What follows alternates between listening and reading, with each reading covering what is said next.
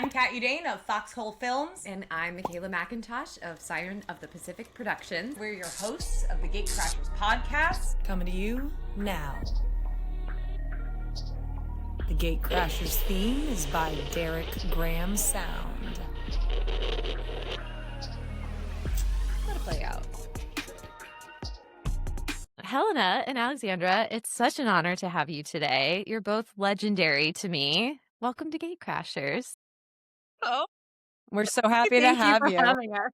Thank you. Truly. Wow, Legendary. That's an epic opening. I have been so excited for this interview, really, because I owe so much to you, Alexandra. I've learned so much from you that I feel like Kat knows you through me because I'm like, blah. And then Helenna, what you guys have done with At Your Own Risk is crazy. I'm so excited to talk about your new book as well. But before we get to all of that, I just would love to actually start with how you two met. I don't think I know. Oh, Helenna. We worked together in Santa Monica at a place that at the time was called The Yard. And it was like a gastropub. And Alexandra had just come back she had just moved back to LA from New Mexico. Yep. And I had lived in LA for maybe 3-ish years, 4? I don't know. Mm-hmm. But yeah, I was a waitress and she was a host, and it's I only worked at that restaurant for like a couple months because I was living with my brother, and because I had lived in LA for 10 years, moved to Albuquerque for 3 years, probably the time Helenna was living in LA. And then I relocated back and I was staying at my brother's house. I got a job at the Yard in Santa Monica, and I only did it for a couple months. And thank goodness, a couple months I worked at the Yard. That's how I know Helenna. Wow. Connected. The fate. Yeah, and can I say, okay, at the time too, like after we met, and then I started Ms. in the Biz, but I remember I wrote a piece for Backstage that was about how actors should be proud to work in the service industry because I love the restaurant industry. Like one day I want to own a wine bar. I freaking love it. I worked in the service industry for 20 years. I love it. Like I genuinely do. And I wrote a piece about how, be proud to work in the service industry. And there was this guy who full on did an entire YouTube video, and he was a coach, I guess, or something, about how wrong I was and how, it was a whole thing. I could probably find it on YouTube still. And I was just like, you're stupid. Because most of my long-term filmmaking relationships have been because I worked at restaurants. Yes. Hands down. Do you think it's because you're thrown into the fire together? That's a literal, you find ways to work together and solve problems. Do you see people? Yeah, but also because you end up, it's all these creatives, especially in Los Angeles, working at the same places, and you have similar personalities, similar likes. I don't know. It just. Yeah, and then to me, it's awesome. Yeah. Bartend. And I've bartended pretty much since I got to the city. And not even just my coworkers. All my coworkers are artists or musicians or filmmakers, everything. Yeah. Dancers. But my clientele, and I bartended in the East Village, but my first paid modeling job was my first day cocktail serving. I was cocktail serving and someone hired me for an upcoming job. The clientele are also all looking to meet people. Yeah. And then I consider Pilates a service industry too, but I met some crazy people teaching Pilates, people I never would have met for just walking around. But yeah, Alexandra, I interrupted you. No.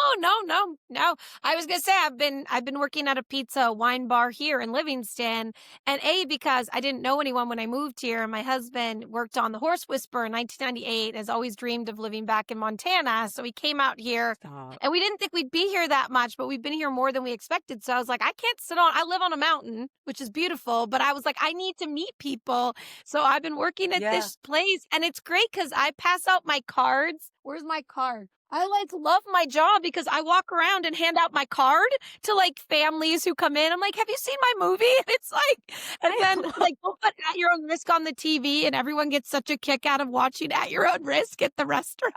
So this is the secret. This is why you guys have so many views. It all comes from Livingston. It's all from Montana. And I just left the other night, and they were like, we're going to go home and watch At Your Own Risk. And I get that story happens almost every night I work, that people say, I'm going home to watch this. And I'm like, please do. Yeah. You've built such a community. You meet people. Yeah. And it's a community.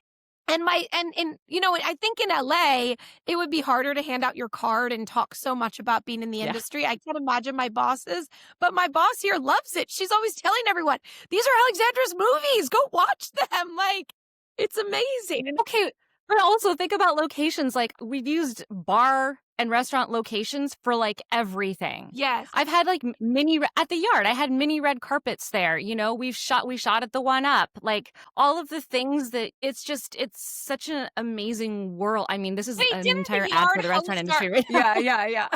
Host our after party for At Your Own Risk? Was that What's the that? yard? Say that again. Didn't the yard host our after party for At Your Own Risk after we showed They it? did. Yeah. They also hosted the after party when they were like bought by it was like they changed hands and it was different. It was called something different at the time. And now it's still called something different. But like they're also industry people. That's the thing. Like so many people who run restaurants are also somehow in film or they have an investor in film or whatever. Wow. And the number, I mean, I worked at Moza. The number like literally Oprah was like right here. So it's just like, it's so funny to not like, I work on these press junkets now where it doesn't matter. Like everyone's just like people. We're all just there. We're just doing a job. Oprah needs to go to the bathroom. Here you go, Oprah. It's right there. Like we're all human, whatever. Yeah, well, it's true.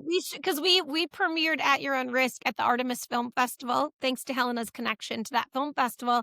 We sold out, and then the after party was at the yard. So it's so cool when you work somewhere that supports your work and says, yeah. And the One Up, which is at the end of At Your Own Risk, is where we all used to go and hang out. And they said, sure, come shoot a scene at the One Up on Ventura Boulevard. And they let us do that. So, it's good to get in with those good locations that hook you up. Yeah. Which is crazy for LA when they know what they can get for a location. True, yeah. True, although over all the years, especially that, we all spent money at the One Up, they're like, sure, man. You've earned it. You're going to buy drinks and like people can come and just booze it up while they shoot a little independent film. Why not? I love that. Yeah, that's it. I mean, and that's how we got our tiki bar too. It was like my husband and I were both working for the tiki bar and they're like, well, this normally would be $20,000 a day. But yeah, you know what? Just don't take away from business hours. Come in, shoot. Great. Yeah.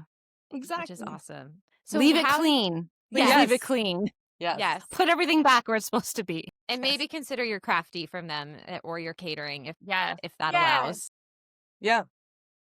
But so you meet at the yard over this like miracle 3 months. And then what brings us to At Your Own Risk, wanting to collaborate creatively? What did those conversations look like? Yeah. How long was it in the works? Okay. Should I start this? Helen and I became friends before At Your Own Risk. She started Ms. in the Biz. I wrote for Ms. in the Biz for years and years and years with her. And so we were already friends for a while before we made At Your Own Risk. So, and then and before I pivot into like the genesis of it, how many films had you made prior?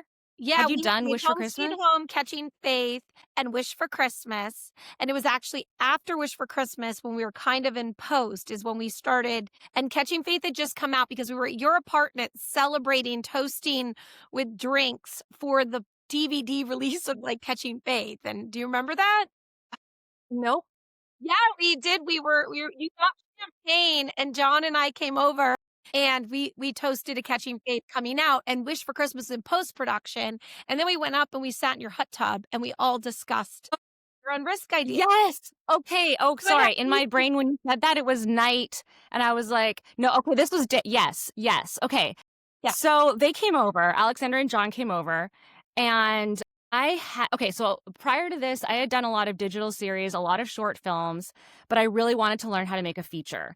Because also at the time, I came in, when I moved to LA, it was like the writer's strike had just happened. Everybody was like, do a million things. So I got really involved in the YouTube web series community at the time. So that's why I sort of started with web and shorts. And I was like, I want to make a feature. How do I make a feature? Alexandra's making features. And I was listening to this wild This American Life episode about this guy in Japan and this reality show and all this stuff. And so I was like, okay, well, like, what if we did this for like super no money? And I basically like pitched just a loggish line idea to them. as we were in the hot tub and cheersing. I totally forgot about that. And I was like, what if it was just a giant experiment? Like, what if we really just did this with no money? Because I knew that Alexandra and John had shot Home Sweet Home in New Mexico. And it was something sort of like based off of geocaching, which a lot of people were into at the time. Mm-hmm. You know, two women leading a thing, and I don't know, and really self-distribution was kind of a new model, which sounds so weird 10 years ago, you know? So yeah, so that's what sort of the genesis of what happened. And then if you want to take it, Alexandra. Yeah, well, I think the biggest thing for us was let's test out self-distribution and let's get the team on board with as little amount of money spent so that we can see if we can do self-distribution and then actually make money. And at that time we had sold 2 films to distribution companies, and we were learning that you don't see the money even as hard. And we were really interested in go back to our roots. Rick and John and I made Home Sweet Home self-funded in New Mexico with a few people. And then when we did Catching Faith and Wish for Christmas, we had bigger budgets with star names. The stress was insanity. I was like going gray from how stressful it is when you have star names and other people's money. Yeah. It actually, it doesn't get easier. Those stress gets bigger. So when this came up, we were like, sounds like fun. Let's get a camera and a boom and go make a movie again the way we want to do it, with no stress, no issues. At Your Own Risk is one of my favorite filming because I wasn't stressing out so much. I was having, a coronary. And Joey Lawrence and the cool thing, hiding his socks. The cool thing too is, I'm sorry. No, go ahead. I was making a joke about Joey Lawrence hiding his socks because he didn't come to set. Yeah. That stuff gives you a heart attack. And then we were like, let's just do something for fun. Yeah, level of stress. Well, and there was people that we really wanted to work with too. And we knew that we needed to have like the smallest team of all time. And luckily, John and Rick are very good at a lot of different things. And then we brought on my friend Lex, who, Alexandra is now hired for a million things. And she edited this whole thing for us and did a freaking amazing job. And everybody knew that it was something that was like for fun and as a giant experiment, and we may or may not make any money on it. And, our production budget was literally $1,000. Like Alexandra and I walk from start to finish this entire project on Storytelling Clubhouse. We did an episode of it just because people keep being like, how did you do this? And we're like, well, okay, let's just do an entire episode so people can hear. And we literally go, I have my spreadsheet and I'm looking at it as we're talking. I'm like, we bought some like canteens, just as little as possible. But people we were really excited to work with who were fiercely talented and at the time just like wanted to do something for fun. Yeah. So that made a big difference. And I think the fun story is the location. So John Katie Graham's parents own the house that we shot Home Sweet Home in. So we called and said, can we come back and make another movie? And they were like, you cannot be inside the house to shoot, because they would have to be so quiet and they didn't realize what they were offering. So they were like, you're welcome to stay in the house, but you cannot film in the house. So that also informed the script that the girls would never be. They would always be camping and outside because we pretty much couldn't use the same location. But they also live on tons of acres of land, which was great for us. It's free production value of the desert, but that's why we had no interiors. For this script, we had this, loose idea, and Alexandra's brother wrote the script for us, which we then, workshopped a bit, took out to New Mexico. And then, of course, we thought we would have this kind of location, and then we didn't. So we had to sort of rewrite the script around what we had. And Alexandra was able to find us random locations and talk to, it was such a testament to just fly by the seat of your pants. Like, have a goal, but don't be worried about necessarily having it come out the exact way you think it's going to. And I think also we didn't even know how it was going to turn out. We didn't know if anyone would watch it. We didn't know if it was going to be any good. We didn't care. That's the thing. We're just like, let's just go have some fun. We took off a week, all of us, well, the 4 of us, literally 4 of us, to go and make a movie, Yeah.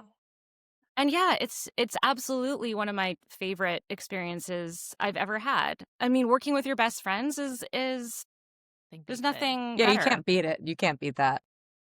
Yeah. No, and it's such is so good because there was no stress. I think the acting is really good I didn't feel stressed out. Well, it's true when you're working with stars or there's tons of setups or a lot of money on the line, it does make you a little more stressed out, like, oh, don't mess up. And then this, we were just kind of like, we just start doing this for fun. And that makes you a better actor because it gives you chances to play and make different decisions because you're not under this huge time restraint. Go, don't mess up. We got to move on. We were very relaxed out there, hiking everywhere and getting as many takes as we wanted.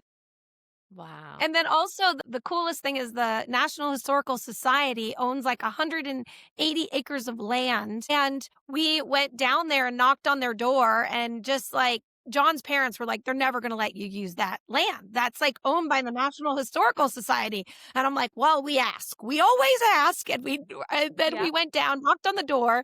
And the guy was like, oh my gosh, if you have drones and you're shooting drones, we'll give you our location for free. You can shoot anywhere on the property. But we want all the drone footage. Yeah, give us the drone footage. And we traded drone footage for 180 acres of land where we're with the cars and the waterfall. I mean, we really are in the middle of nowhere hiking to get there and stuff. So that's a fun thing that we did that gave us a lot more land than just John's parents' property. Well, guys, I have a random question too. Yeah. How did you guys plan your washroom breaks and your crafty catering out there? That's real. We didn't. No, we just like peed. I love this. We squatted. Maybe like a granola bar in our pocket, but we got crap. Well, fiercely dehydrated the entire time. I mean, okay, so here's the thing. Like, obviously, I mean, we were doing this very guerrilla, very on the fly. I mean, if you are hiring people who are not your best friends, do not do this. You know, but it's so fun. Yeah, we just went to the bathroom. This is literally like we got to squat to pee. I mean, it's so funny because on the budget, I'm like, oh, we all just bought our own food. Yeah. We all cooked our own stuff. Yeah. I think it says we bought pizza one night. We charged pizza to our $1,000 production budget. And the production budget is like less than the ground. When I was looking at it, I was like, oh, it's only $800. Okay. But we always say we literally like everything that we spent on this movie. If you were going to actually pay the people to do these jobs, this would be a much larger budget, a much more legitimate budget. But because like the only thing we really spent a lot of money on was the poster. And at the time, distribution, because we had to pay for distribution. And we also had to pay David Shatnoff to do sound mix and sound design later on. That wasn't part of the back end points, but everything else we structured into back end points, which is usually a joke, and you usually don't get any money from that. But our case, apparently, we have because our budget was so low. It's so good. Guys have also made like a pretty substantial amount of money. I mean, even compared to other indie films I've seen with bigger budgets. So what do you think? I mean, it's impossible, obviously, to predict like why something took off on Tubi or Freevee or why. But I know you guys have been pretty relentless about getting it out there and telling people to go see it. And and how many years ago did you shoot? Because like this wasn't a 10. So 10 years later, you guys are still talking about it. Technically, okay, wait, it's November. I was around now that I pitched it to them. Then we shot it in the new year. So, I mean, it's been 9 years and 11 months or something, but essentially 10 since from the start of the idea. Yeah. So, yeah. Amazing. Yeah. I mean, your question, Alexandra and I talk about this a lot because, well, do you want to tell about how, I mean, it was out on platforms and then nothing. Yeah. Do you want to explain that? Yeah. This is so important for people to know. I think as independent filmmakers, like Helenna was saying, you can't plan everything perfectly. You never know what's going to happen. But I think it's also a testament of resilience of not giving up on your project and thinking something is dead in the water and then it's not dead in the water. So when Helenna and I, we actually hired Distributor to be our independent distribution company. They're kind of like Film Hub and Indie Rights now, where, you actually paid up front to put the movie with Distributors. 80% of the profit comes back to us. Distributor put it on iTunes and Amazon, and we actually had a really good release. Like we hit like in the top 10 of iTunes, which I think is a testament to that incredible post. Yeah, when we came out, we thought, and then Distributor went bankrupt and belly up. And we were so lucky that we were one of the only films to get our movie back and get our money. And then it's on a hard drive for a long time because we didn't know what to do with it. And then also my sales agent, I brought it to my sales agent and he was like, this is a little small for me. And I was like, okay. And it sat on a hard drive for years, you guys. And we were so bummed because Helen and I were like, the reason of doing this was to make sure that everyone who worked on the movie had their movie out there where people could watch it. Even if you don't make money, we want their work out in the world. And we're like, what do we do? And then years later, we got introduced to John Kim from Deep Sea Digital, who's an independent distributor. And him and I got a meeting, and then Helena came on and we all talked. And he said, I think your poster's great. The movie's great. I'll take this out for you.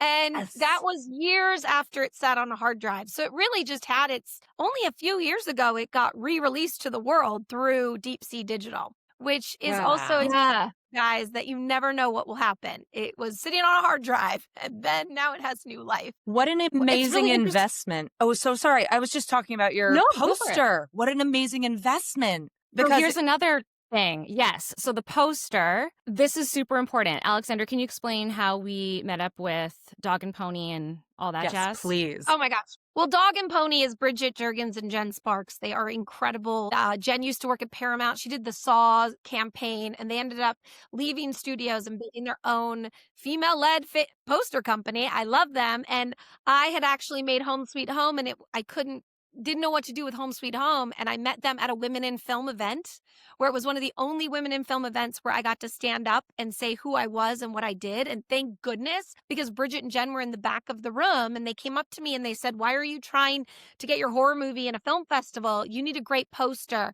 And those girls actually mentored me through the process of Home Sweet Home, making the poster for me. And that poster sold to a major distribution company. So we knew, I learned right away from these women how important your poster art is and your key art. I spent more money on Home Sweet Home's poster than the movie. And that's the same with that. Okay. And then, so before they came on board for At Your Own Risk, well, before we hired them for Ms. in the Biz, when I was running Ms. in the Biz, they were like, oh, this is great. We'd love to sponsor, do an ad on your site. And I didn't really run ads much on Ms. in the Biz because I was like, I cannot get behind stuff. Like, I feel icky about it, but I believe in them. And sure, come and you'll have the head banner thing. Come to this event that we're doing and you can be the big sponsor of the event. So it was creating relationships, true relationships, and having those continue over time and investing in one another. So when we came with that, because, Alexandra had hired them for literally every poster that they've had with legitimate budgets. Yeah. And when we went to them for At Your Own Risk, we were like, oh, we're tiny. We can pay you, but we can't pay you a huge amount. And so by the time that we did that, they were already invested in us as filmmakers and as friends. And that's such a key thing. Even with our team, these people are super talented people that we're not just going to them to be like, hey, can you work on this thing for no money? It's going to be fun. Well, no one. That's nice. Okay. But if you are actually you've created relationships over time, then that makes a huge difference. You're not just asking people to come on board to your baby that they don't care about. It's they're as invested in it as you are. I'm so glad you said that, because I feel like there's been so much talk right now with the way things are disintegrating and falling apart and the state of the industry. It's so many people try to network up or try to find that person that they feel like can save them, and really so much of it now people are talking about community and networking laterally, that it's really the people that over time that are in the trenches with you trying to grow that are going to end up being, if you invest in them, be the people that are there for you when you really want to create something. Yeah, I think that's always the case. I mean, we're in the restaurant industry. Look at us. We met, however, almost 2 decades ago or something. I don't know. But, it's as Ella barks in the background. But it is. I mean, I feel like networking is just such not a right word. I feel like we should all scrub that from our vocabulary. Yeah. Community building. We're just making relationships. We're making friends. We're figuring out who we vibe with, who we want to work with. It's so important to look at things that way as opposed to how can somebody else help me. I completely agree. I always try to think, how can I help this person? Because it's going to come back to you tenfold in some way, maybe not from them, but from somebody else. Energetically, it's important to just put that out there. Yeah. It's not just about who you know, it's how you know them. And that's how I say that Yeah. all the time. Like Helen and I both spent years and years building relationships in Los Angeles, and genuine relationships. And I love what Helena just said. Ask them what they need more than you ask what you need from them. And that builds such strong relationships. Whenever I get on a call with somebody, I'm like, how can I help you? And I help people way more than probably the ever, like Helena said, gets reciprocated, but that's okay, because we need to send the ladder upside down, backwards, and over and help. And then we'll come and remember that when you need help from them. Yeah. Yeah, Well, absolutely. and then, you know, especially because like when you look at a project like At Your Own Risk, the fact that you're just saying like moving the ladder, it feels like snakes and ladders, really, like the way you were saying it, with the ladder just kind of going all the way around. It's just all over. You grab things from over here, you know, because the John Kim relationship, who's our distributor now, came from a relationship Alexandra had from somebody else. And it all just sort of like, it all comes around and works together. And it's such an auspicious timing with At Your Own Risk. Like, it doesn't make sense to me. I've literally sat here and I'm like, why? What is going on? How come? And we should tell the people listening that. So it ended up on Tubi. Well, I mean, it didn't end up there. John Kim pitched it to Tubi, and Tubi was like, sure. And at the time, they were taking on like so much content because they were growing and they have a huge audience. A lot of people, it's an ad-supported platform. People don't have to pay. You know, you just put it on, watch whatever. And that's oddly now innovative again because people don't want to pay for anything. So it's like we're back to regular television. Yeah, back Throw to it on, television. watch an ad. Yeah. And so, you know, there was that timing that worked out. And then our poster's great. Even somebody at Tubi told Alexandra that one of the reasons it's doing well is because the poster is great. And we're like, okay, so also key, this is important that we haven't said, because Alexandra has built an audience that is mostly family friendly. She works in the faith-based sphere. And while this is not a faith-based movie, it is a clean movie. It is a movie that we purposely didn't put in blood. We purposely didn't swear. Our fighting is not like violent chicks half naked in the middle of the woods getting mad at each other. It's like actual problems that we talk through as regular women in society. You know, like we purposely did that. So we made a very conscious effort to be able to tap into the audience that she has already had at the time, already cultivated. Yeah. And then when we got a PureFlix deal right off the bat that basically paid us our entire production budget back and more, they actually had us still change a couple of words so it could be more friendly even for their audience. But it goes to show you how now that it's on Tubi, it's a safe thing for people to put on for their families. It's content that is like, it's just fun. It's fun and it's different, and it's two women talk like in their relationship doing this treasure hunty thing. And I got a phone call from a friend who's in the very, very end of the movie because, you know, 90% of it is just Alexandra and I literally walking through the desert, which sounds boring, but we thought this was going to be real boring, but it actually isn't. Like, it has a story. It's pretty. Yeah, but the end of it, we do have a bunch of people where we shot at the one up in LA, and she called me and said that her cousin, who she hasn't talked to in like 10 years, said, oh, I just saw you in this film about these two girls in the desert. And she was like, what movie? Because of course she's an actor who's done like a million indie things. Yeah. And couldn't figure out what movie. And she goes, oh, wait, At Your Own Risk? And so I was like, wait, I'm sorry. So she watched this movie from beginning to end because characters in the very end. And I'm like, and she then called you, and where does she live? Like Connecticut or something? Like, this is just independently on their own. People are finding this movie and watching it, which just that's so amazing. Which must be how we ended up in June as one of the top movies on Tubi. Wow. Oh my God, congratulations. Yeah. Wait, 10 years later. I love that. Like, John Kim emails Alexandra and is like, did you guys do some extra marketing or something? No. Which I will say, you guys do like post so consistently, and you're still talking about it on podcasts, and you're still talking about it in social posts and blog posts. That is true. And such, That's which true. is, I think some people, you know, just put their film out there and then just pray that people are going to find it. And I mean, the algorithm maybe in a way has served well, or do you guys see your demographics at all, or no? I don't think. Do you? We don't, but we are in. So a friend of mine in LA screen grabbed that she was watching something on Amazon, and At Your Own Risk popped up. If you like this, watch this randomly. As a recommended. As a recommended. And I think we think because we're in the woman kind of kicking butt category of like, we got put in the algorithm of all those women posters like revenge. And so for us, I think that our algorithm, because our poster is two women kind of power, we got put in that category. And then if people watch anything similar, thank you, Amazon. Thank you, Tubi, for recommending it and saying, now you'll like this movie. And then the poster grabs people. And I think that has a lot to do with it because I've seen it in that category a lot. So.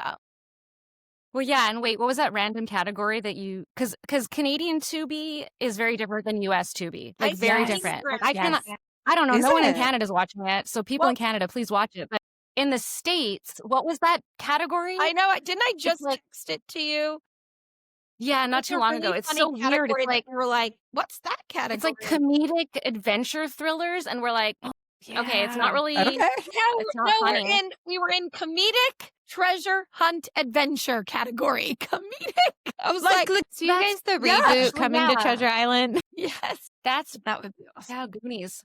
We actually have been called for some spin-offs of this, so we're excited. There's like things in the works of maybe doing this in Mexico. And we've been approached to take this one, make it for Mexico, and then do an At Your Own Risk 2 that's actually set in Mexico. So we're like, let's do it. Let's just build the world of At Your Own Risk.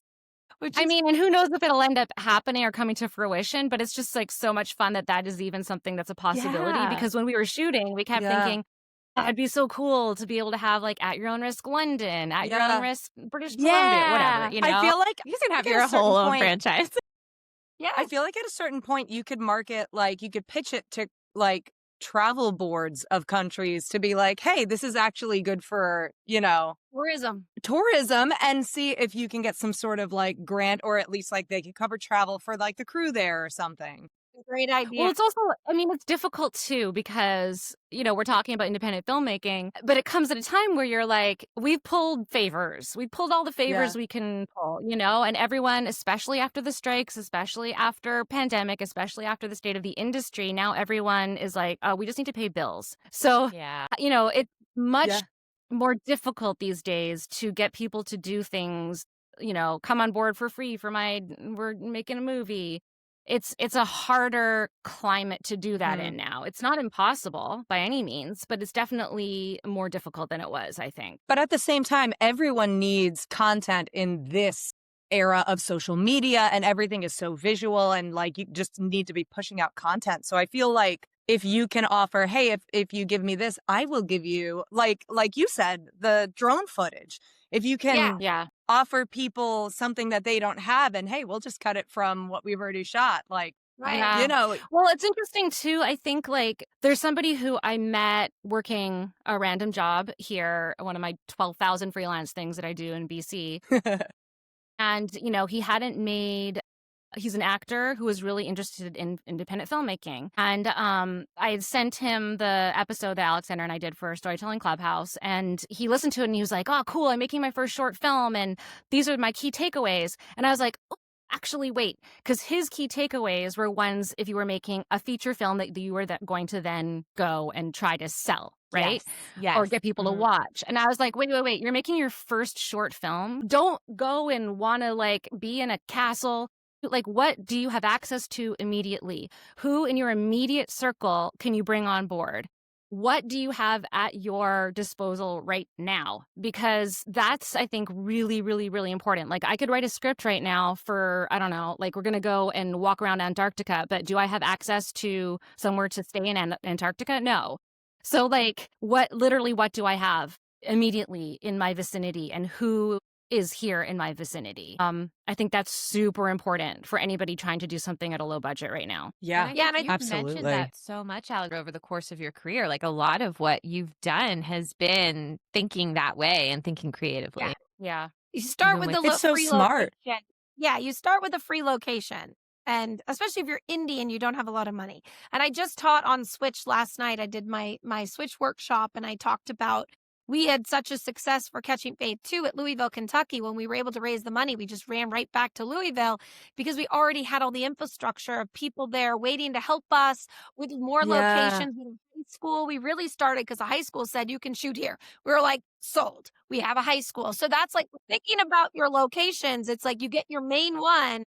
And I also think the other really important thing about At Your Own Risk for you guys, for other independent filmmakers out there, is biggest thing, surround yourself with finishers. Everyone can start. Not everybody finishes. And I think one of the reason our post-production team joined Helen and I and John and Rick was because we were showing, we had 3 features, we had completed them, we had sold them, and we were people of our word that, like Helen and I said, no matter what happens, we can't guarantee anything, but we'll guarantee we'll finish it. And Helen and I did, even to the fact that years later, we were still out there trying to get a new distribution deal when our distribution deal fell apart. We don't give up, and we want our team and also that we're going to finish it and stick with it. Yeah. And also something that Alexandra talks about all the time is that not only are we going to finish it, but we will get it out there. Right. So Alexandra's out here making all of these feature films, finishing them, selling them, all this stuff. I'm over here building a community of, women and men and having these events and stuff and being like, we will finish this movie. We will have a big ass party. We can guarantee those things. Yes. Celebrate it. Do it. Yes. And I think that's something that people don't think about eventizing their work. And that's super, super important. Mm-hmm. And this is why right now, I mean, there's so many reasons I miss living in Los Angeles, but for me, because my community, because my independent community is there. That's where I really built stuff. There is an incredible indie community in Vancouver. I haven't tapped into that because I also live an hour outside of the city and I'm, it's just harder. It's different. When I say an hour outside of the city for LA people, that doesn't mean anything. Here, it actually means something. We have 2 lanes of highway. Yeah. LA has it's impossible. 8. But it's one of those things where, if you wait, what was my point? I just went off. Your independent community. Right. But before that, you want to eventizing celebration your films. Well, I mean, essentially, how can what are the things that you can really get people on board with and come out and celebrate? And that's just such an important thing because, the stuff that I put out recently, I have whole plans. If I was going to put something out in LA, I already know exactly what I would do for different things. Yeah. But because I am not physically there, it's much harder now than it was, you know? So, but the point is galvanize the community that you have around you, no matter who that is or where you are. You had Miss in the Biz. How long had you been doing that up to this point? And you had been consistently doing events, right? Oh, yeah. Yeah. She's amazing. So it launched in 2013. So it was 3 years that I had built that before we shot At Your Own Risk. Yeah. So that's amazing. And also, and for anyone who doesn't know, it lived for 10 years, and then I got really tired of running it. But there was that's real. over 300 female identifying writers in the industry. For a while there, it was posts every day for 5 days a week. We had huge events. Incredible. I mean, it's still online. It's an amazing, there's 1,500 articles up there. Yeah, it's an incredible archive that is, for a while I was like, oh, this looks very, it stopped in 2020, I don't know. So it's 10 years later, whatever. I don't know. When did I launch it? I don't know. I'm all confused now. But anyway, COVID it's ruined there our and you timeline. can read it. And the articles are great. They still So many are stand still up. relevant. Awesome. Yeah. Yeah, well, because of, I'm so grateful I met Helena. So grateful she's in my life. And so many incredible things have come from our relationship. And what's funny is after I made a few films, what do you think I get? A lot of people asking, can I take you to coffee? Can I pick your brain? Can I learn from you? And I was actually running around LA really trying to help people. And it got to the point where I could not do it anymore. Yeah. And then people would ask me about, and what was awesome about Ms. in the Biz was that I was writing for Ms. in the Biz the whole time I was in the trenches making movies. I talk a lot about giving up my home in LA, putting everything I owned in storage to make Catching Faith a reality and living out of a suitcase. So all of those stories I was writing while I was I have no home but I'm making a movie. And then, so I was I'm going to take all my articles and then construct a book from the articles. So when people ask if I could pick, they could pick my brain. I'm like, read my book, because this is actually me writing at a time when I was going through everything I was doing. So that was really cool about Ms. in the Biz, that I was writing for the article. Every month I sent in an article, and it was while I was literally making my movies at the same time. So that was just awesome. So then I could make a book and send out the book and be like, read the book. And then ask me an email question. Yeah, but front loading all of that work, you were doing it for a reason, but then you got to like utilize it afterwards. And it's so smart to take the work that you've already done and expand upon it. It's so smart. And it was such a good book. I learned so much from it. I think it's still relevant now. And I love what you say. Like, I think I read it either 2020, I think it was 2022, maybe 2021, because it was like while I was starting to percolate Shredded, and that was just like I have to go do it, you know? But you talk about like how sometimes agents and managers can kind of get in the way of actors for opportunities because of, you know, demanding this and that, or budget, or won't read, or will not. Like, can you just speak a little more to that? Just even in today's, like, as things have shifted now. Yeah, well, I was shocked to find out that agents were stopping their actors from getting jobs, because I was on the other side of it producing. And actually, it was Catching Faith 1. We loved this kid. We offered him the part. He hadn't done anything. And then his agent calls us and was like, he needs a trailer. He needs this. He needs Favored Nations with Bill Engvall. And I'm like, what? This kid hasn't even done a short film, and he's not getting Favored Nations with Bill Engvall. Wait, you should explain Favored Nations if someone doesn't know what that is. It's like a SAG thing where every actor gets the same thing. So on Wish for Christmas, Joey Lawrence, Lee Allen Baker, and Bill Engvall, 3 stars, have Favored Nations with each other. So Bill can't have a trailer if Lee Allen doesn't have a trailer. And they all have to agree on getting the same things, because that can happen. One agent can say, well, Bill gets a trailer, then Lee Allen comes to set. She's like, where's my trailer? So it's called Favored Nations. So they all get the same. And then like on Switch, we didn't have the ability to get a trailer in. So we talked to John Schneider and Denise Richards and said, you both are getting a private room with a private bathroom in a house. And they both agreed on that, because if one gets a trailer, the other one has to get a trailer. So it's Favored Nations. And this kid who hadn't even done a short film in Chippewa Falls, Wisconsin, wanted Favored Nations with Bill Engvall. So we said, sorry, we can't accommodate that. This kid is the lead in the movie. And we ended up casting our second choice, which was Garrett Weston, who was amazing, who got the part, showed up, did an incredible job, ends up working with Bill Engvall, being on the cover of the poster. The kid is on the poster. And then he ended up getting a sequel and working again with Bill Engvall in a sequel. And that movie went on to become the top 5 consistent selling movie for the distribution company. And that kid, who hadn't even done a short film, his agent stopped him from getting a part. And I don't think he's ever worked to this day. And the same thing happened on Wish for Christmas with Anna Fricks. We brought Anna in to audition, loved Anna. We were arguing with her agent so bad about, and this girl's working with 3 mega stars. She hadn't done anything. And we finally got the agent to accommodate us. And then when Anna got to set, Anna and I became friends, and I told her what happened. And she was like, I go, we almost recasted you. And she was like, if I had lost this part, I would have died. I didn't know my agent was doing that. She goes, I would have come here and done anything to be part of this movie. It's so sad. And I've experienced this where I'm like, you guys, if you're not working and you get a chance to be a lead in a movie with all these stars, you take it. You take it.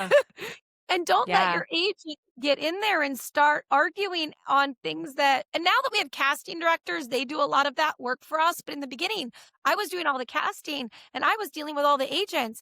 And, you know, I'm already dealing with Joey Lawrence's agent. That's enough. I don't need to deal with the nobody's agents.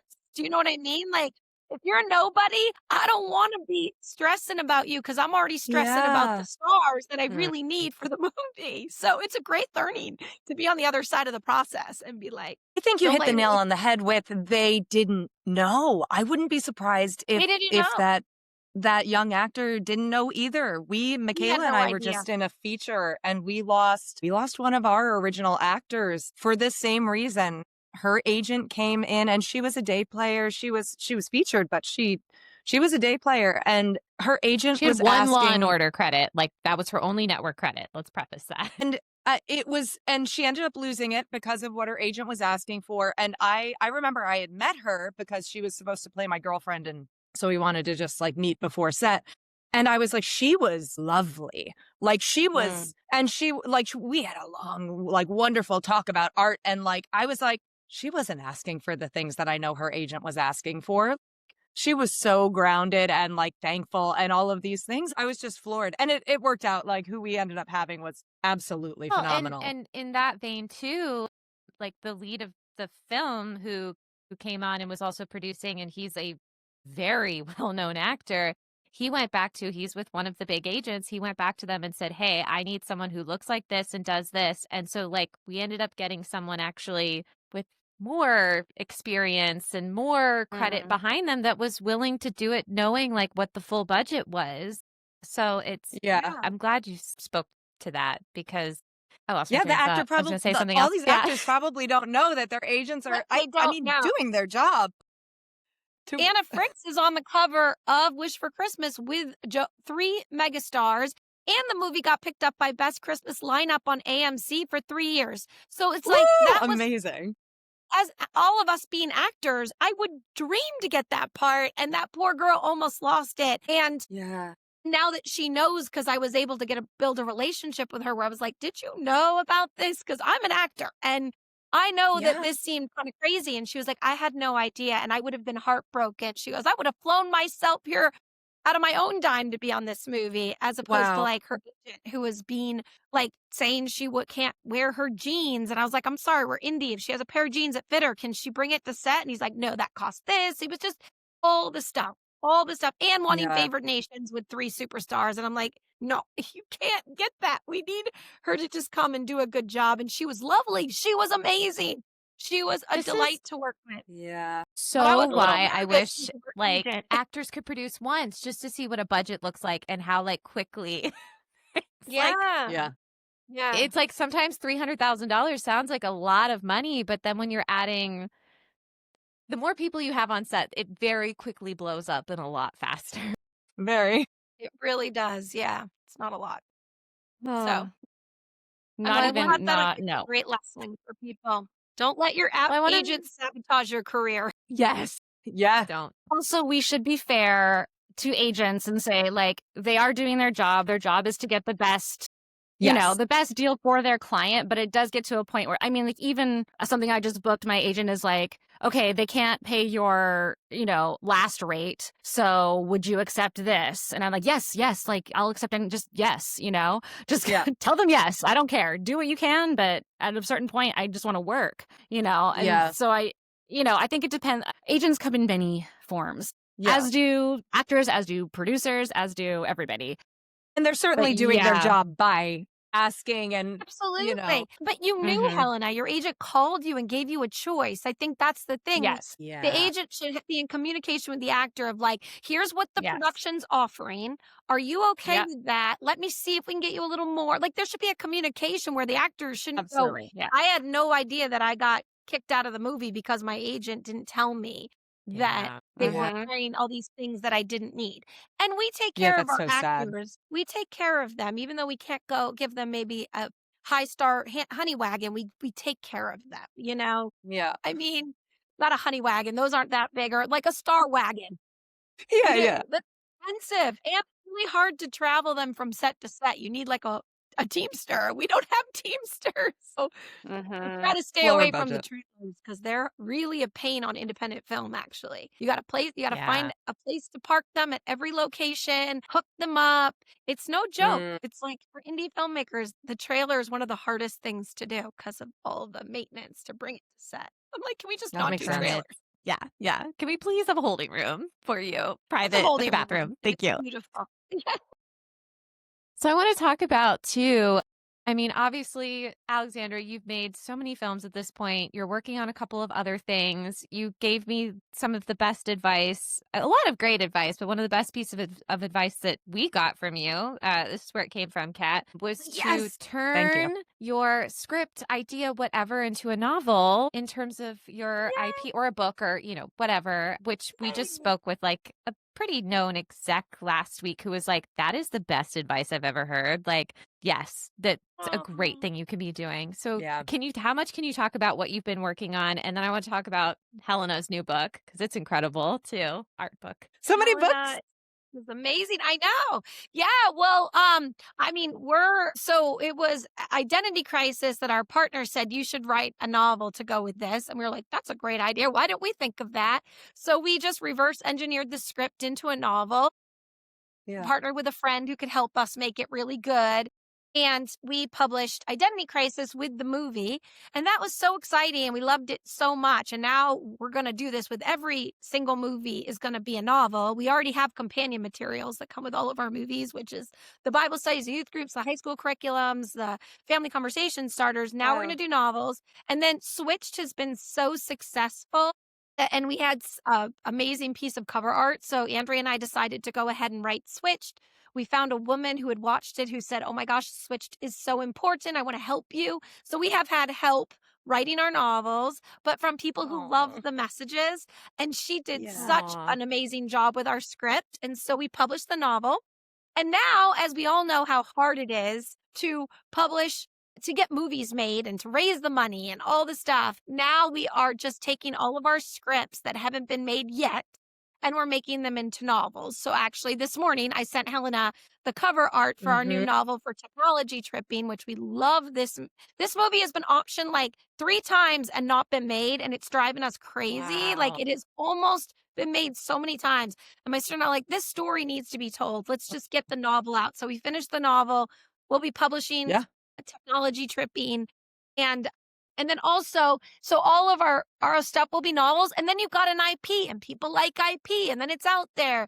And then the other thing we've been doing is we've been doing fairy tale stories. We've been remaking and rewriting fairy tales. So we have a 3-part fairy tale series that all connects. They're all related. And it's so cute. We did Thumbelina, the 12 Dancing Sisters, and the Princess P.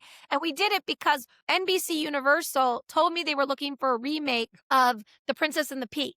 And I came up with this really fun modern day telling of it. And we pitched it to NBC Universal. And it kind of sat on the shelf for a while, even though they loved it. And then at the time, our agents were like, we love this. Let's take it out. And my sister and I were like, oh, wait, fairy tales are in the public domain. Someone could easily knock off our idea. So we actually were like, let's just publish a children's book to protect our own IP as the script is being sent out all over the place. And then we fell in love with doing that we were like, so it's also a good way to protect your story. If you're publishing a novel, no one can steal your script because now you've got it out there and it's also protection. Makayla brought that up to me last year and we started releasing the first novel of our pilot episode for a series that we've been writing. And so we've been doing it chapter by chapter on Substack just to kind of like get it done. And it's been amazing. How did you publish? Did you publish on Substack or did you self-publish? What was that process like? We self-published on Amazon. We had some KDP. It's great. Because, we had a lot of meetings with publishing companies for Identity Crisis, but we really wanted to put it out with the movie. And sometimes even if you get a publisher, it can take a year. And we didn't want to wait a year because we wanted to release it with the film. We wanted to be available along with the movie. So that's where things can be hard if like you're trying to do the novel with the movie because you can't dictate to the publisher. It could take a year for them to get it out there. And we didn't have that time. And with Switched, we had such a great audience that we were like, let's see if we can tap into our already created audience and sell the novel. And now at holiday times, we'll be pushing it hardcore. But I mean, it's still, we're doing a lot of the marketing for just like Helena's book. It's all grassroots marketing. We're doing ourselves because we don't have a publisher. But I did, Wattpad? Helenna introduced me to Wattpad. So I started putting some chapters on Wattpad. And I was just in LA meeting with Tubi, and Tubi actually 2 of their new movies came from books from Wattpad. So I was like, Helenna told me about Wattpad. Yeah, you guys should definitely listen to the Storytelling Clubhouse episode with she's the head of content. No, I can't remember her exact job, but her publicist reached out to me to talk on Storytelling Clubhouse, and I was like, I don't even know. I mean, I knew what Wattpad was, but I wasn't really that familiar with it. I thought it was just fan fiction. It is not. It is a great great tool to do exactly what you all are talking about and releasing chapter by chapter. It's awesome. Like if I had something that I thought was perfect for their audience, which is mostly female, Gen Z vibed audience, I would 100% be using that platform to grow an audience and to get feedback on my work. Do they also do webtoons and graphic novels? Yes, Got it. Yeah. Yeah, That's amazing. I know of the graphic novels. That's where I've heard of it. Okay. I didn't know they were. Yes. It's great. I don't remember what episode number it is, but it's Okay. Alexandra is her name. Yeah, it was an invaluable conversation. I was like, this is amazing. So yes, Well, I'm just here to say yes. Yes. Well, and I had heard the reason we did Substack was the kissing booth was for Netflix was actually from a serialized version on Substack. And, I know Substack now kind of has its pros and cons as it's getting more investment in doing those. So I like this. But you should, there's no reason that you can't have it on Substack and also on Wattpad. Yeah. Just to grow your audience and your brand and get feedback. And because Wattpad actually, people can like inline comment on things. It's really freaking cool. That. Like really, really cool. So definitely go and check it out. Interesting. This is now an ad for Wattpad. Yeah. Wattpad, if you We'll want to take sponsor it. the podcast, Storytelling Clubhouse. Yeah, right.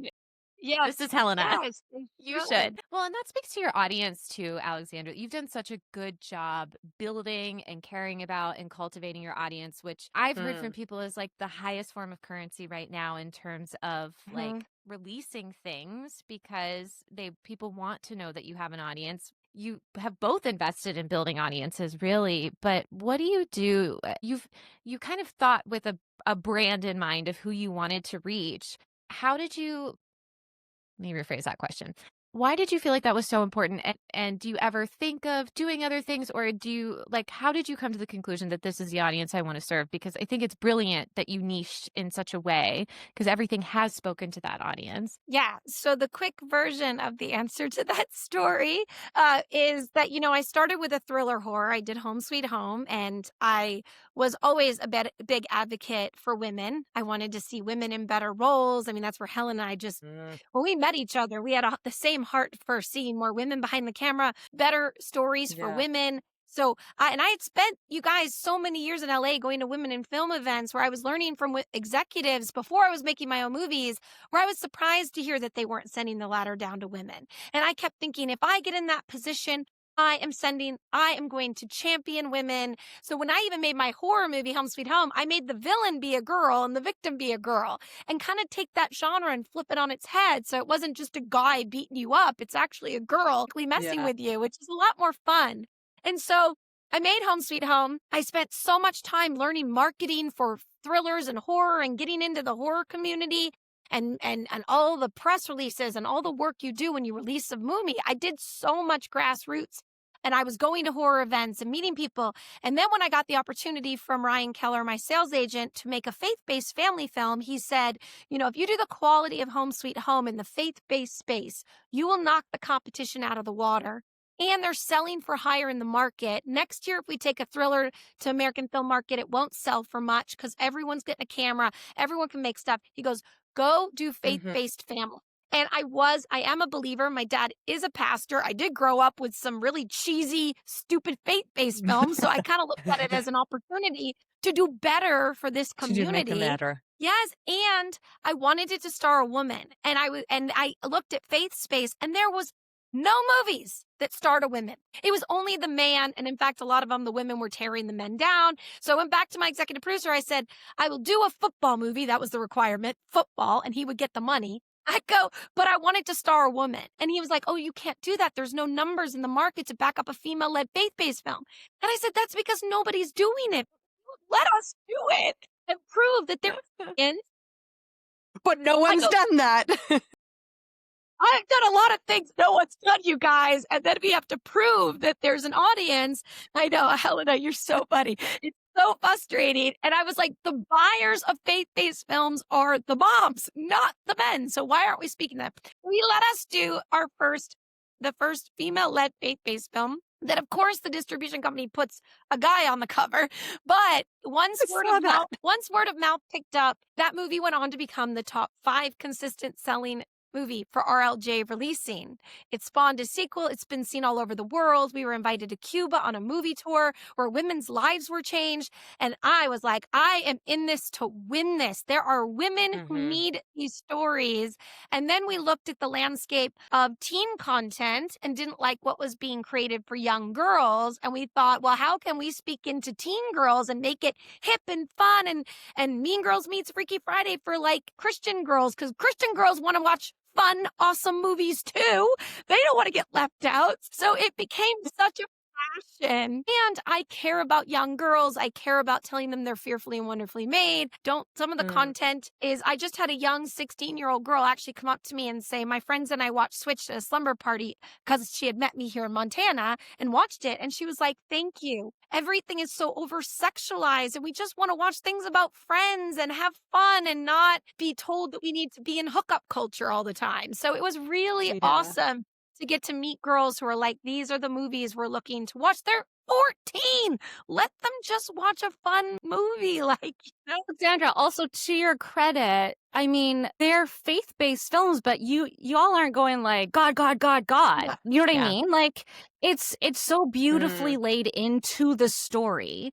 And I think that's why people who aren't necessarily Christian can also watch these movies and really enjoy them. Like, I am not Christian, but I love your films. I think they have fantastic messages and they're just great, lovely stories that I think that anybody can really relate to. And I think that's also why they do so well. Yes. And Helena, that's exactly what we're trying to do. We are not doing a sermon. We're not trying to save people. Yeah. We take very universal themes. They just happen to come from the Bible. Love your neighbor as yourself. Who doesn't not agree with love your neighbor as yourself? It is a Bible verse, but it's also a universal theme, and that's switched.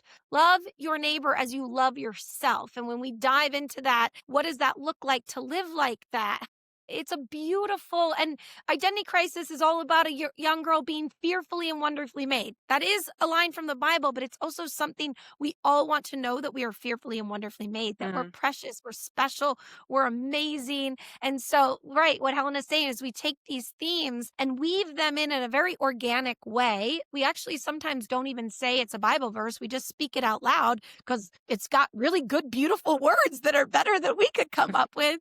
And yet we're not the Kendrick brothers. We are not preaching. We are not doing a sermon. We're doing no one drops at a cross and comes to know Jesus after a flipping car accident.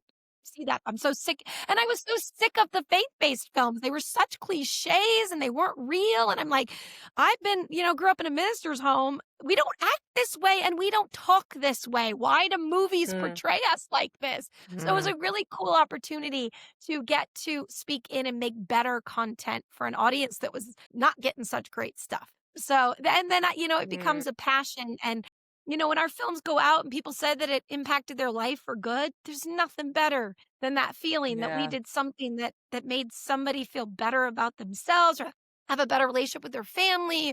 All of our movies are about loving one another, each other, our families, our friends. So, I mean, and we just get put into faith-based because we're not raunchy. So we kind of get put in the faith-based because we refuse to go raunchy, or, Netflix has rejected us a lot with our teen content, and they've said this is not the direction we're going with our teen content. I'm like, you don't want to tell girls that they can be scientists, that they are fearfully and wonderfully made, that if they put their mind to it, they can do anything they want? Well, that's interesting. That's not the direction you're going with your YA content. You know what I mean? It drives me nuts. Alexandra, will teen boys want to watch it? I know.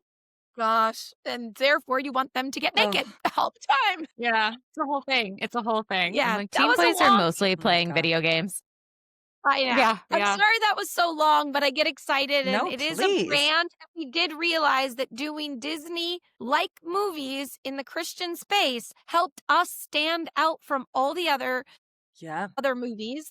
And people are like, you guys are funny, and it's like comedies, and it's like uplifting, and it's not the typical depressing, I was in a car accident, therefore I'm going to now love Jesus. That's just not realistic. Most people don't have a huge crisis in their life that brings them to Christ. A lot of people are just trying to live their life being like, how do I do this? You know what I mean? So it really stood out. And nobody else is doing teen content really much in the faith space. It's good to find what you love and figure out how you can stand out in the space that you want to be in. That is key, because that will make your career take off, because there's not so much competition. We didn't really have any competition for what we were doing. Yeah. So, Yeah. And you served an audience that wasn't getting what they wanted out of what's being released. Yeah. And moms, like, I just met with a major Christian studio, and it drove me nuts, because they were like, we don't really know like who your audience is. We don't know how to go after the YA audience. I go, parents are your audience. Parents are your audience, you guys. They're looking for stuff they can share with their kids. They are going to dictate what the children are going to watch. So it's your go after. Have you ever heard of a huge demographic called parents? And I had to explain that. I don't know. We're having less kids. Maybe there are no parents left. But I was just like, moms dictate what their kids, some moms are there. I mean, I've had a lot of moms say, I invited my daughter to sit down and watch this, and she cringed thinking it was faith-based, going, oh, mom, I don't want to watch this. And then when she watches, she's like, well, this is actually hip and cool. And that's the goal, is that they want to go love it. And it's for them. And so. Love that. And that's so invaluable and you have to find a space you love too, and you're passionate about making things about. I'm glad that you touched on that too. And we serve the same mission of wanting women in front of and behind the camera, and more female driven stories. But also, Helena, you've done something really unique and different with your book. Tell us. It's on my list for Christmas to finally get to read. I haven't gotten to fully go through it yet, but started as a film. Yeah, this is a hard pivot from faith-based. It's okay, because I love horror thrillers. No, I know, but the point is that there's space for everything, right? There's space there is space for all stories. We need all stories. We need all different kinds of people to be represented. We do not need just one style of story for all of humanity for all time. You know what I mean? Like, that's the whole point with storytelling, is that we can learn from each other's experiences, learn from everything that's out there. So so this it's a hard pivot. Yeah.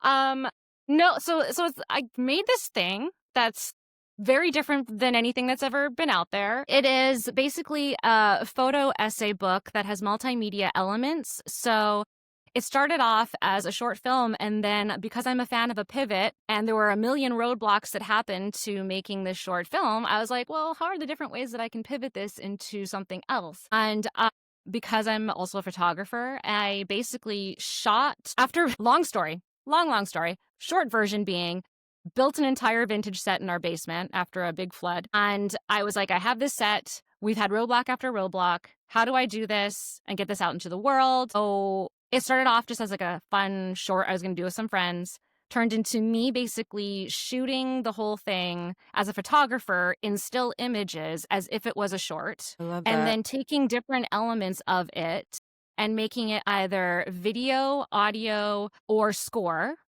And there's QR codes throughout the book, so you can scan them and experience. And it's a narrative. So yes, this is the thing where you, like, when you make new genres of things, like, you don't know how people are going to receive it. So I was like, I don't know how people are going to look at this book, because when people get it, they like flip through it, and I'm like, oh, you're seeing the end before you're seeing the beginning. That's really interesting. Okay, versus a person who's going literally from page 1. Looking at it the way you would a short film, scanning the QR code, hearing the score that goes along with the thing. So you can have like a different experience every time. It's very interesting. And because, back in Ms. in the Biz days, that was the first time that I self-published. We did like a Ms. in the Biz Thriving in Hollywood compilation book that Alexandra helped me with. And then I ended up, publishing a poetry book. I actually did pitch Audrey. It's called Audrey is All Alone. And I pitched it to a bunch of places. I had a lit agent friend of mine take it to her agency, and they're like, oh, there's no star names. And I was like, okay, well, sure. But I'm like, my girlfriend Melanie, who stars in it, has been in like a million things, but I guess she's not technically a star, whatever. Also, this is a genre no one's done before. Again, is this going to work? We don't know. So I was like, screw it, whatever. So I already know how to do this on my own. So I literally did everything on my own for it. Aside from the fact that I hired Sean Barrett again, who hired for him for like the second feature film I did, the sci-fi thriller, we hired him. He was the one who scored At Your Own Risk. So, I hired him to do the score, and then Lex helped me with some video that I had shot myself that she edited specifically for this. And made it into this narrative photo essay with multimedia elements. It's very dark. It's super tongue-in-cheek. It's very weird. I'm so excited. And I love it. And I was really inspired by A24, and I really hope to have the head of publishing on Storytelling Clubhouse, and I really want to send her the book. Manifesting because that it right was now. really inspired. Yes. Yeah, it was really inspired by their zines, because when I was trying to figure out how to, the fact that I couldn't do a short, there was so many roadblocks I can't even tell you. And every time I was like, okay, a pivot. How do I pivot? Let's just keep pivoting. And what makes sense? And I was like, for zines are so cool. How can I kind of take what they're doing, but take what I know from the publishing world and what I know of filmmaking and what I know as a photographer and basically direct this in a very different format? And so I have the idea for the next project I want to do. That was a short that I want to pivot into this. And I think the really exciting thing is like how great a pivot can be.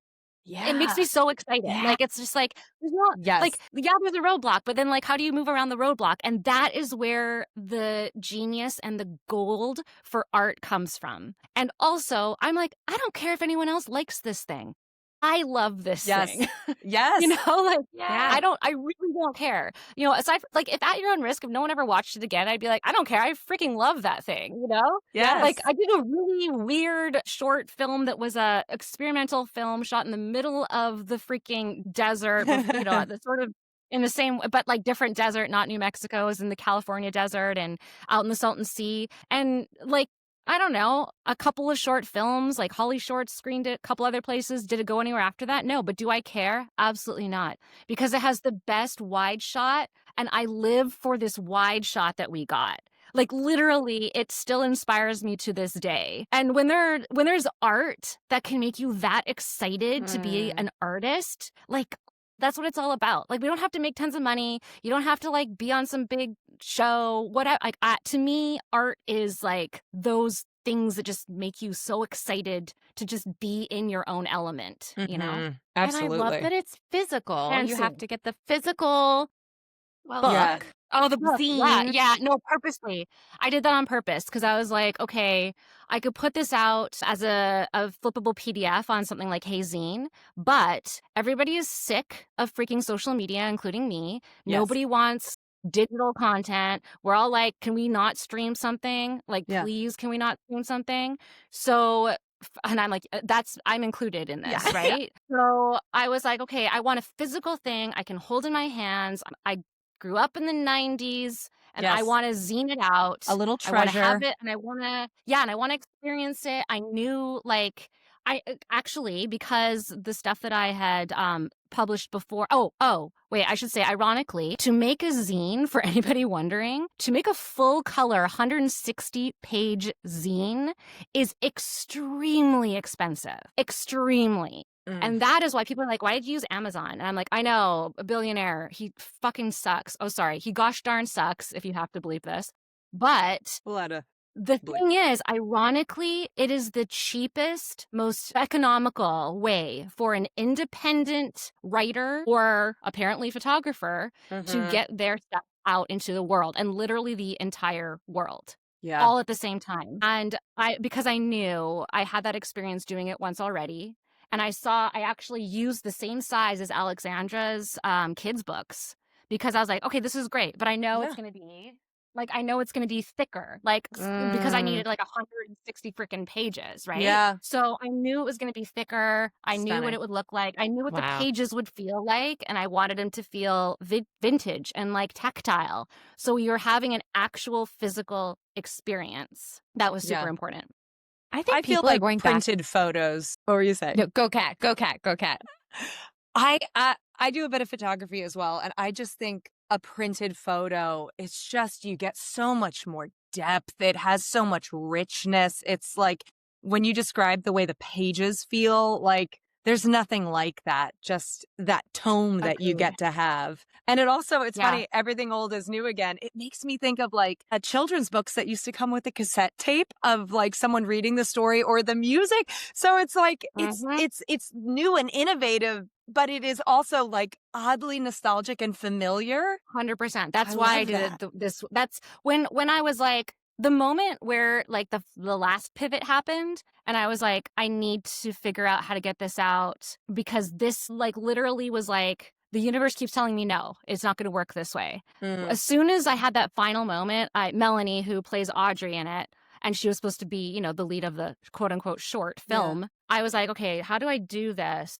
And what do you think of this idea? And she was like, absolutely, 100%, because she also is somebody I've kind of used as a photographic muse for myself. Like when I first started photography during pandemic, she was the person I shot most.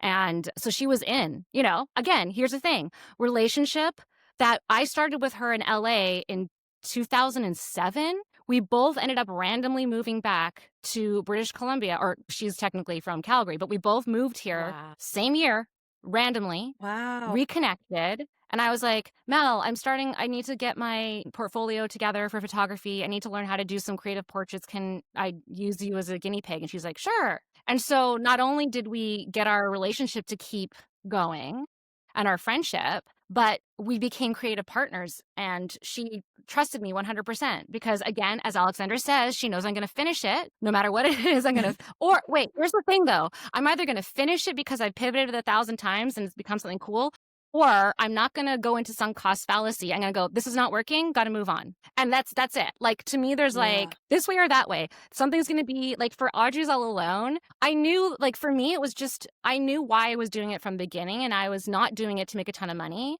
I was doing it because I wanted to do something fun, creative for myself. And I also know that this project is going to be a really long burn, kind of like how At Your Own Risk, like it had a big pop. And then again, nothing, because it sat on the hard drive. And then it popped up again at the right time. I don't feel pressure to suddenly make this some big hit success in any sort of way, because I'm like, oh, no. The audience will find it.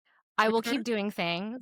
When moments come up where it needs to bubble to the surface, it will. And it's going to live its own life. The whole point is just to have it out there. Yeah. I love that. I love that so much. And your actor, she signed on for a film, but she gets this amazing thing that she can show people, because sometimes people are like, I'll watch it. Not everyone actually sits down and watches it, but she gets to like. So funny. I'm like, Melanie, you have never seen this much of your own head, huh? It's amazing. It's so cool. Well, and everything feels more and more like unreal and untangible. And like, we lost DVDs and we lost VHS tapes and we lost, like, actually now, like, vinyls and stuff are starting to make a comeback because people are realizing like they don't actually own the thing that they thought they have. And people are buying. Like, I literally have my VHS TV right there. I have probably 25 VHSs. I have my CDs and cassette player over here, and I use them. I mean, I use the VHS less, but I actually use the cassette player and / CD player all the time. Amazing. We do a lot of vinyl. We listen to all vinyl. Same. I'm obsessed with vinyl. Did I get like every Taylor Swift player is right there, and we listen to tons of records. That's all we listen to. It always comes back around. What was once old is now new, and all that. Yeah. Well, it's nice to see Barnes and Noble not go under. Yes. Yes. Yeah. They made a comeback. And I think people really want that tangible feeling of holding a book. I know at the end of the day, I don't want to listen or do a Kindle book. I want to sit in my bed and read and turn pages. Yeah. So, yeah. The smell of the pages. That book smell. And I want to get off the screen. Like, I know, Helena, you're great. Helena, you read a lot on your Kindle, right? I do both now quite a bit. It just depends on, it just depends. I just have to read. I have to get back to, I can't be on a screen. Like, I feel like we're on screens 24/7. So I still get the hard copy. I want to read without a screen. But yeah. Yeah. That's awesome, Helena. What you made is very innovative and cool. I So love you. cool. Thank you. Love you. I can't wait to get it. I'm very excited. I'm very excited to Same. flip through it. I feel like I could talk to you both all day. I truly could, but I know Truly. I was like, it'll be an hour. It's now been like an hour and 22 minutes because I literally could talk. We're sorry. We're very chatty. No, No, I no, like don't it. be sorry. Like our long story short ends up being a long story. I'm like, I'll tell this really short, and then like an hour later, I'm like, sorry, I'm still going. But it's also inspiring that like so many people give up so early in creating. Like they're either like, oh, I didn't make it in my 20s, so I'm done, or in my 30s or what. But you're both still creating, and you're both always finding ways to pivot and continue to create in whatever facet it is. And I think that's so inspiring. Look, I met a woman who, at the bookstore yesterday, 71 years old, wrote her first book and was out there at her stand signing books, getting people to buy. And I was like, 100% I will buy your book. Yeah. See, Yeah. I do. I think pivoting is just so important. Helen and I both have been massive pivoters. When something isn't working, we just pivot and then you just find a way. And people give up too quickly too. And everybody wants that instant gratification, instant success. It isn't real. It takes a long time to get there. And that's what we're saying, I think, about movies. Like, I mean, it took us a long time to make At Your Own Risk. We hit a lot of roadblocks in post-production. It isn't an this is another thing we should tell you guys is independent filmmakers or anybody out there, we are all really big believers in celebrating every win along the way. Because it's such a long time to create something and have that go out there. You need to celebrate every win. And we started that with Home Sweet Home, and we have carried that through At Your Own Risk. We'd be like, the edit's done. Let's go to the one up and have a drink and party. Yes. Okay, Yeah. friends coming in. Let's have a party. You have to celebrate every win. If you wait to celebrate the end of it, you won't make it through. You've got to make it a joyful experience because it takes a long time and you will get discouraged and then want to give up because you feel like, where's that celebration day? Yeah. It's not coming, you know? So, Well, and I think overall, as a creative person on the planet, like just doing anything is a constant win, right? Yes. So like every single Yeah. day, there are little wins. And I feel like at this point, every day is not guaranteed, right? For so many reasons. Yeah. And so like what in the day is a win? Great. You know, like it doesn't matter what it is. So That's real. so Yeah. important. so And in true. an And you know, industry Conversation is where- a win. yeah, and you know, when we used to have DVDs, it made our release day so fun because we could go to the video store, we could go to Walmart, and we'd be like, our movie, and take pictures. And then when we lost that was a real bummer. Like when my first movie released without a DVD release, I remember waking up going, it's release day. It's out there somewhere on the internet. Like I really miss going to Walmart and it felt like it was real. And now it almost feels like you can't celebrate because there's no tangible thing to hold. Yeah. It just goes out onto iTunes and Amazon. And that really kind of also took away the celebration day of your product releasing. When there's no product, it's just on the Ethernet out there somewhere. So that's what's cool about the books and stuff, because it is something you can tangibly hold and feel. Because we don't get that with movies anymore. Losing the DVD I think, Helena, you came to Walmart with me one day when we were going to get the movies. It was so it was so gratifying that we did something and we accomplished it. It was out there. And then The Greatest Inheritance released and we were like, okay, is anybody watching it out there on iTunes? Hello, what's the analytics? Yeah. It's like why It's Sabrina so- goes to Target Hello. and takes her picture. So good. Makayla, hello, what's the analytics? Hello. And you don't even get the analytics. You don't even know. Like, Yeah. 6 months a later, bummer. someone watched it on that day. Yay. But were they really looking at their baby mini computer, what do you call baby mini television while you should be watching your television? So people half the time aren't even watching what you're making because they're busy looking at the other screen. It's like, that's why books are good too. Like we publish the book. We're like, if the kids aren't really watching it because they're on their phone, maybe they'll read the book and they'll really hear that they are fearful. You know, it's a way to really get it into their heart. Yeah, you can't watch your phone and try to read a book at the same time. It does not Exactly. correlate. Concentration Well, is needed. Concentration is needed. Where do you want people to find or not find you? What do you want them to watch? At Your Own Risk on Tubi. Go. put us back up Yes! to the top. Tubi. At your own risk on Tubi. It's also on Amazon and Roku channel, but Tubi. Yeah, but we don't Nice. care there Think right about now. it. Go to Tubi. Tubi actually pays on the ad shares. So if you support Tubi, you're supporting filmmakers who actually get paid from every ad that the movie Tubi. shows. So we love Tubi. Thank you, Tubi, for being rock stars. And they've just surpassed 100 million active users a month. Amazing. Yeah. Wow. Yeah. So Tubi Wow. is crushing it. We love Tubi. Yeah. Big fans. Yeah, please watch At Your Own Risk and share And it with we'll a friend. also link Helena's book, Yeah. Audrey's All Please Alone, don't. or zine. I want to call it a zine now. Well, it is. I don't even. It's too thick to be a zine. It's a Magazine. zine. I don't know. Yeah, We'll come up with a new word for it. Yeah. Any other places you want people to look and listen to Helena's Storytelling Clubhouse as well? It's a Yeah, that'd be great. podcast. Yes. You have amazing books you recommend and indie films as well. Yeah, and for Yeah, us, and just I don't know, Instagram. yeah, Instagram. We have our names on Instagram. For me, it's theboylansisters.com. If you go to theboylansisters.com, you can see all of our films, all of our companion materials, our novels, our fairy tales. It's all there. And all the links are there to where to buy or watch our content. So yeah, please do. Please support. Amazing. We'll have Email. all the links in our bios or in the caption Description. below, wherever you're listening. Tubi At Your Own Risk link. Yes, we're gonna have it. It's gonna be the first one. Yay! Thank you. This was so inspiring. Oh.